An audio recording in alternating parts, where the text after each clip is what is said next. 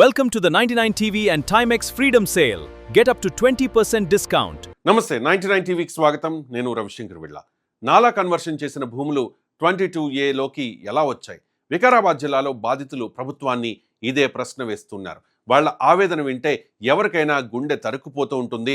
ప్రభుత్వానికి రుసుం చెల్లించి వ్యవసాయ భూమిని వ్యవసాయేతర భూమిగా మార్చుకున్నారు. డిటిపిసి అనుమతులు తీసుకున్నారు, లేఅవుట్లు వేశారు, ప్లాట్లు ఏర్పడ్డాయి, రిజిస్ట్రేషన్లు జరిగాయి, కొందరు ఇళ్లు కూడా నిర్మించుకున్నారు. ఏళ్లుగా ఆస్తి పన్ను, కరెంటు బిల్లులు చెల్లిస్తూ ఉన్నారు. అంతా సవ్యంగానే సాగింది. ఇప్పుడు అదే ప్లాట్లను అమ్ముకుందామని రిజిస్ట్రేషన్ కార్యాలయానికి వెళితే మీ ఆస్తి 22A నిషేధిత జాబితాలో ఉంది అంటూ రిజిస్ట్రేషన్ నిలిపేస్తూ ఉన్నారు.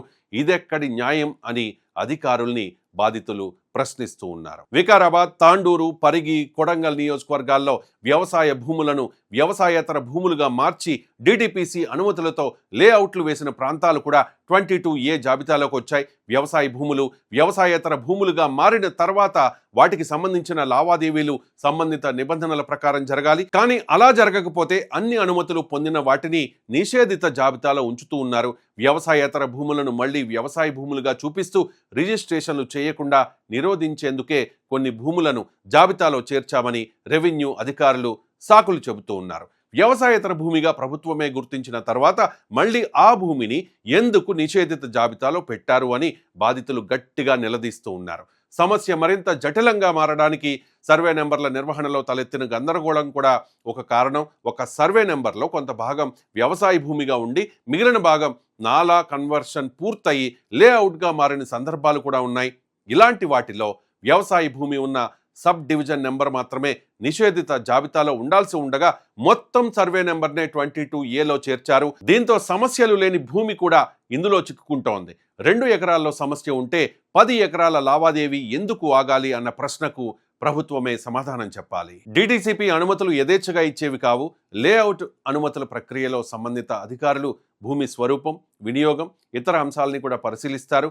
అనుమతులు వచ్చిన తర్వాతే డెవలపర్లు లేఅవుట్లు అభివృద్ధి చేసి ప్లాట్లు విక్రయిస్తారు. అలాంటి లేఅవుట్లు ఏళ్ల తర్వాత 22Aలోకి రావడమే ఇప్పుడు అసలు వివాదం. డిటిసిపి అన్ని అంశాలు పరిశీలించి అనుమతులు ఇస్తూ ఉంటుంది. అనుమతులు ఇచ్చిన తర్వాత వెంచర్లు వేస్తారు. ఇప్పుడు అవే లేఅవుట్లను నిషేధిత జాబితాలో చేర్చడంలో అర్థమేంటి అని మేధావులు కూడా ప్రశ్నిస్తూ ఉన్నారు. వికారాబాద్ జిల్లా కేంద్రంలోని ఎన్జిఓ కాలనీ ఉదంతం సమస్య తీవ్రతను తెలియచేస్తోంది. 1983లోనే లేఅవుట్ అయిన కాలనీ ఇప్పుడు 22A నిషేధిత జాబితాలోకి వచ్చిందని బాధితులు వాపోతూ ఉన్నారు. కమలానగర్, సాకత్ నగర్ ప్రాంతాల్లో ఇళ్లు నిర్మించుకుని నివసిస్తోన్న వారికి ఇదే ఆందోళన. 4 దశాబ్దాలుగా ఎలాంటి అభ్యంతరం లేదు. రిజిస్ట్రేషన్లు జరిగాయి, పన్నులు వసూలయ్యాయి, కరెంటు కనెక్షన్లు ఇచ్చారు, ఇళ్లు నిర్మించుకున్నారు. ఇప్పుడు అమ్ముకుందామంటే మాత్రం నిషేధిత జాబితా.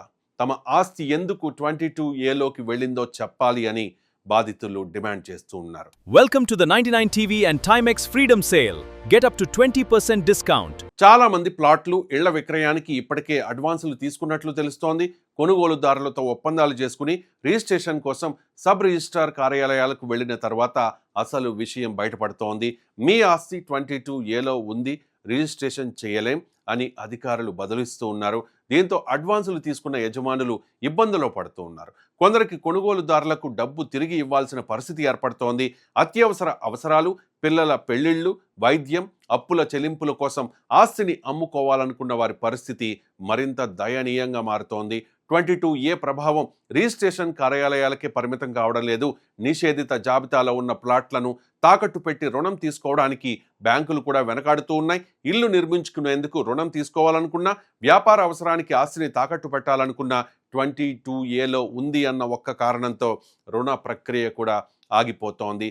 అంటే ప్రభుత్వ రికార్డులోని ఒక ఎంట్రీ ఆస్తి యజమాని ఆర్థిక స్వేచ్ఛపైనే ప్రభావం చూపుతోంది. 22A కొందరు మధ్యవర్తులకు చేతి నిండా దండుకునే అవకాశాన్ని కల్పిస్తోంది.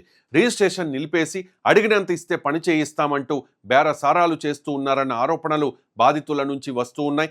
ఒక సర్వే నెంబర్లో కేవలం కొంత భూమి వ్యవసాయ భూమిగా ఉన్నప్పటికీ మొత్తం సర్వే నెంబర్ 22Aలో ఉందని చెప్పి రిజిస్ట్రేషన్లు ఆపుతున్నారని, ఇదే అదనుగా మధ్యవర్తులు వసూళ్లకు పాల్పడుతూ ఉన్నారన్న ఆరోపణలు ఉన్నాయి. నిబంధనలపై స్పష్టత లేకపోవడం, ఫైళ్ల పరిష్కారంలో జాప్యం, బాధితులు కార్యాలయాల చుట్టూ తిరగాల్సి రావడం మధ్యవర్తులకు అవకాశాన్ని కల్పిస్తోంది. 22A జాబితా తయారీ, అమలుపై రాష్ట్రంలోని పలు ప్రాంతాల్లో కోర్టు వివాదాలు కూడా కొనసాగుతూ ఉన్నాయి. ఇటీవల ఆదిభట్లలో 35 ఎకరాలను పాత భూసేకరణ ప్రక్రియ ఆధారంగా 22A జాబితాలో కొనసాగించిన అంశంపై తెలంగాణ హైకోర్టు జోక్యం చేసుకుంది.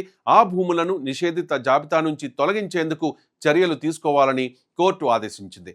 మేడ్చల్, మల్కాజ్గిరిలోనూ ప్రైవేటు ప్లాట్లు 22Aలోకి వెళ్లడంపై వివాదాలు హైకోర్టుకు చేరుకున్నాయి. ఈ పరిణామాలు ఒక విషయాన్ని స్పష్టం చేస్తూ ఉన్నాయి. 22A జాబితాలో భూమి ఉందంటే ఆ భూమి చట్టపరంగా తప్పనిసరిగా నిషేధితమే అని భావించలేం.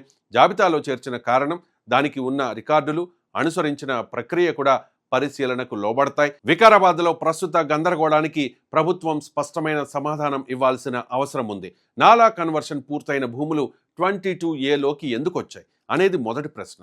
ఒక్క సర్వే నెంబర్లోని కొంత భూమి మాత్రమే సమస్యలో ఉంటే మొత్తం సర్వే నెంబర్ను ఎందుకు బ్లాక్ చేశారు అనేది రెండో ప్రశ్న. DTCP అనుమతులు పొందిన లేఅవుట్లు ఏ ప్రాతిపదికన నిషేధిత జాబితాలోకి వచ్చాయి? దశాబ్దాల క్రితం ఏర్పడిన కాలనీలు, ఇప్పటికే ఇళ్లు ఉన్న ప్లాట్లు 22Aలోకి ఎలా వచ్చాయి? తప్పుగా జాబితాలో చేర్చిన ఆస్తిని తొలగించేందుకు యజమాని ఎన్ని రోజులు, ఎన్ని కార్యాలయాలు తిరగాలి అనేవి నెక్స్ట్ ప్రశ్నలు. ప్రభుత్వ భూముల్ని, వివాదాస్పద ఆస్తుల్ని అక్రమ లావాదేవీల నుంచి కాపాడడం కోసమే నిషేధిత జాబితా అని ప్రభుత్వం చెబుతోంది.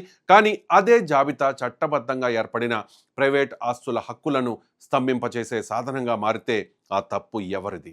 నాలా కన్వర్షన్, DTCP అనుమతులు, లేఅవుట్లు, రిజిస్ట్రేషన్లు, పన్నుల వసూళ్లు ఇవన్నీ ప్రభుత్వ వ్యవస్థలోని వివిధ దశల్లోనే జరిగాయి.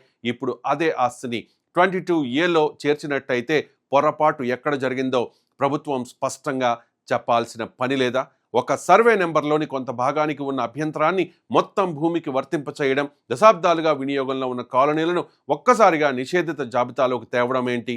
రికార్డుల్లో ఉన్న లోపానికి యజమాని ఎందుకు మూల్యం చెల్లించాలి? ఇవే ఇప్పుడు బాధితులు వేస్తోన్న ప్రశ్నలు. ఆ ప్రశ్నలకు సమాధానం చెప్పాల్సింది ప్రభుత్వమే. Please like, share and subscribe 99 TV. Welcome to the 99 TV and Timex Freedom Sale. Get up to 20% discount.